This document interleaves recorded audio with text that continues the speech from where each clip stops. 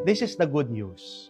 God will do everything to reach your destination. Remember that always. Where you are, it is because of God. Kung nasaan tayo ngayon, ito ay dahil sa Diyos.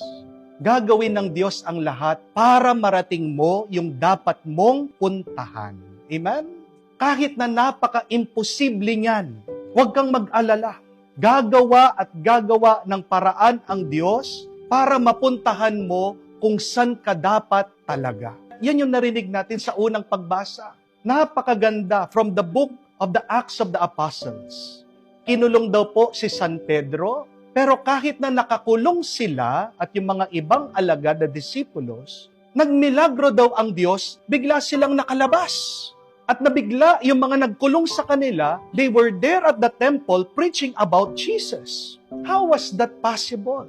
If not through the power of God. They were not supposed to be in jail.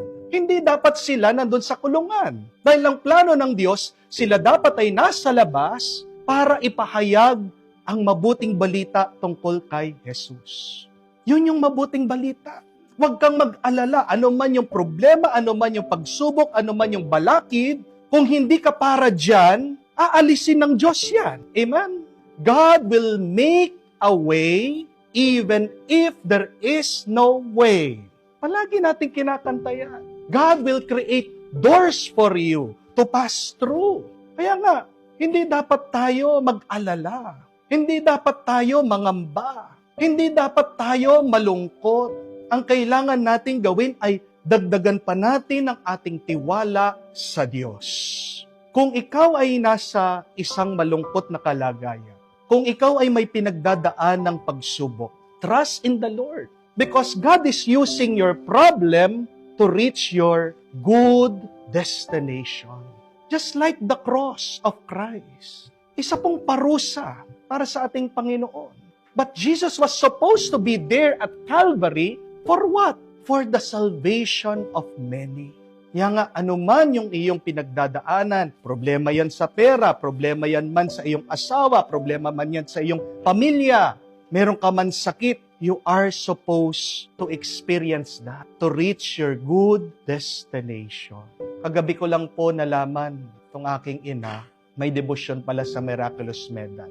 Nakatanggap po ng mga medalyon na Miraculous Medal, they were being asked to promote the devotion of the Miraculous Medal. At kwento po ng aking nanay, wala daw po siyang hiniling na hindi binigay ng ating mahal na ina na binigay ng Diyos through the Miraculous Medal. Hiniling po na magkaroon siya ng trabaho, agad-agad binigay. Pinagdasal yung safe delivery nung ako ay isisilang. I was a very healthy baby boy. At alam ko po, nung ako ay nagpapari, palagi po akong pinagdarasal ang aking ina na ako ay makatapos. Kahit na marami pong temptation. Siyempre po, gwapo yung nagpapari. Natapos naman, pero marami pa rin nanliligaw. Mga matatandang dalaga. But see, mahirap lang po kami. Pero who would ever thought that my mother who had this devotion to the Miraculous Medal to Mary would someday reach this destination. Hindi po namin pinlano to. Kahit nga po ako, I've never dreamed in my life that I would reach here in Paris. But that is the good news. God will do everything so that you will reach where you are supposed to be. Kahit din po nung nandun tayo sa Lourdes, meron pong isang Pilipino din po doon. Pagkakita sa akin, niyakap ako agad. Pero naiiyak, natatouch kasi everyday daw po pinapanood yung aking mga video sa Facebook, sa YouTube. Pinalakas daw po siya nung aking mga homily, nadidepress dahil may sakit. And she was always planning. Pag uwi ko sa Pilipinas, pupuntahan ko si Father Joel. Pero hindi po natutuloy. Pero tingnan nyo naman po, ang Diyos ang gumawa ng paraan. Hindi man po niya pinlano, hindi ko man po alam. Nagkita kami doon sa Lourdes, doon sa place na kung saan humihiling siya ng healing. Sino po ang gumawa ng paraan na yun? Ako? Siya? Hindi. Ang Diyos. That is why I am telling you, trust in the Lord. The Lord is doing something even if you do not see it. But you will see that God is moving if you have faith if you have a deep trust in the Lord. Always keep that good news in your heart.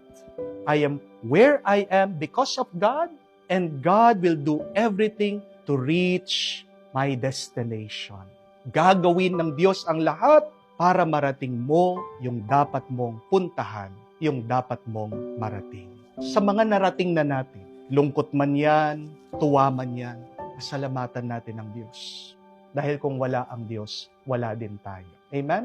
Always remember that God is love, and with His love, God will do everything so that you will receive goodness, graces, and abundant blessings.